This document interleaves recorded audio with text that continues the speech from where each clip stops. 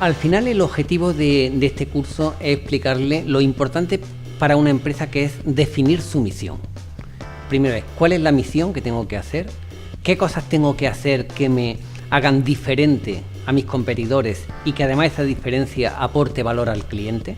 Y ahí hemos explicado cosas que hacemos en Grupo Palma que aportan valor al cliente y que son diferentes a lo que hacen los demás. También he hablado de las diferencias que tiene Edén con respecto a otras escuelas de negocios y que aportan valor al cliente. Tenemos que hacer que los clientes no solamente vuelvan, sino que vayan recomendando a la empresa con todos sus amigos y todos sus conocidos. Para convertirlos en apóstoles hace falta tocar su fibra sensible, hace falta darle más de lo que esperaban y que su experiencia haya sido muy buena. Y esta es la mejor manera de que una empresa continúe, siga creciendo y se pueda desarrollar.